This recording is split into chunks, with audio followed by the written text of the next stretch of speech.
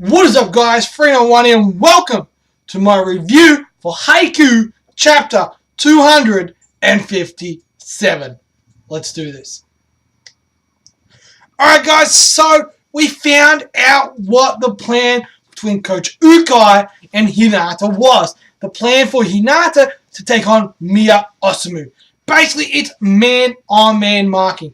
So Hinata is literally just going to go up against Miya Osamu every single time, no ifs, no buts. And the first time it happens, Hinata gets off a massive shutout block, right? Shuts him down completely, right? And that is nuts. It is crazy. And how did he do this? Quite simply, he basically commits here and he goes, just watch, react after the setter has put it up. As soon as it does that, that's it. You can't get it wrong. And with Hinata's speed and reflexes, he just, boom, went up, bang, got up and blocked a guy who's 20 centimeters taller than him. But Inarizaki, being the strongest challenger, the very next point went straight to Miya Osamu again, and Osamu got it through Hinata. Right? So now it's becoming a battle of wills. Miya Osamu versus Shoyo Hinata Shoyo. Who's going to come out on top?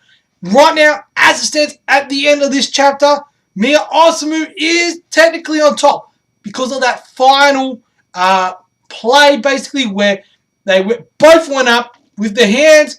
Boom, Miya Osamu managed to push it through Hinata's hands and gain the point, pushing Inarizaki back out to a 2-point lead. Right? So at the end of this chapter, it's Inarizaki 20, Karasuno 18 in the first set. So, how is Karasuno going to handle this? We also saw Kinoshita. He came in as a pinch server for Tsukishima, and he gained some points, and Karasuno actually managed to pull even, for a certain period, for a little bit of period of time before Inarizaki stepped it up again and basically went through. We also found out that Coach Ukai has realized that the quick between the Miyu brothers is pretty much just something they do on the fly as a, why the fuck not? Boom. It's not something that they've really practiced. It's kind of on the fly, just whenever he fucking feels like it. And it only ever happens between the two brothers. It won't ever happen between anyone else. So they can kind of figure out exactly when it's going to happen and when it's going to come down. Right? So it's going to be interesting to see how this all plays out. How is Karasuno going to come back from this? That is the question, because they are now down by 2 points and Inarizaki only need one more point to wrap up the set. To wrap up the first set, which is quite crucial. Karasuno need to pull something out of their ass. Are they going to let the first set go and then come back in the second set and try to take the second set? Or are they going to keep fighting? The Karasuno that we know, they're going to keep fighting. We know that. You guys know that. It's going to be very interesting to see what happens next week. Because my gut tell me it's going to be Hinata versus Miya Osamu. And I think Hinata is going to step up and he's going to get some tips from Suki on how to be a bit more stronger at the net, the battle at the net, because there Osamu pretty much overpowered him quite comfortably. And we know this because in the final panel, Miya Osamu said, oh, what's this? It's much less resistance than I thought there'd be. Alright?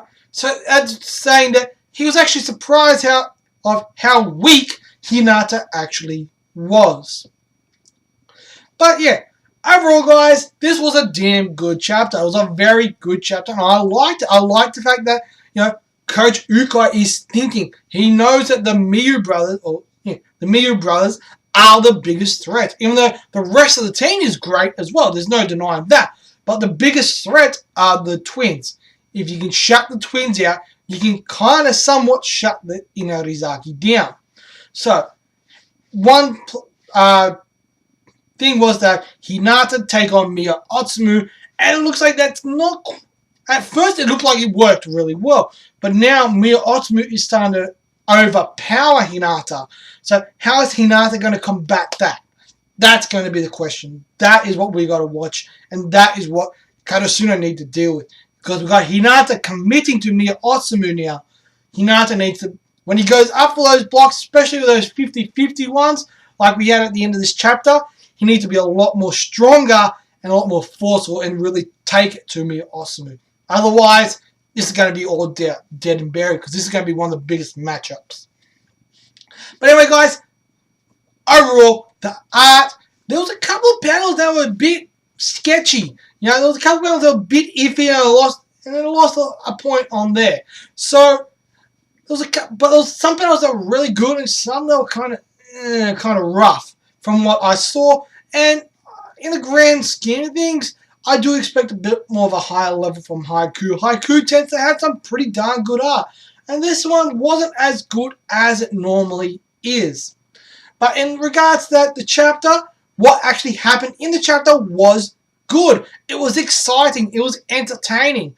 It's a shame that the art wasn't as good as it normally is. If it was better, then it probably would have gotten maybe a 4.5 out of 5. But unfortunately, this week, because the art wasn't as good, I have to drop it down to a 3.5 out of 5 stars.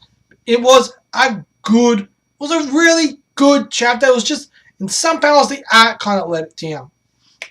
But anyway, guys, that is all from me. As always, let me know, what did you guys think of this chapter? Let me know in that comment section below. Obviously, I have got the live reaction that I did as well. The link will be in the comments below. So if you want to check out that, click on that as well. And as always, guys, smack that thumbs up if you enjoyed the video, if you enjoyed the chapter. It will be greatly appreciated. And of course, hit that subscribe button. It'll be greatly appreciated as well. And of course, it is completely and totally free. And we all like free shit. And as always, guys, I'm Free01. You guys are awesome. And I'll catch you guys with another review. Peace.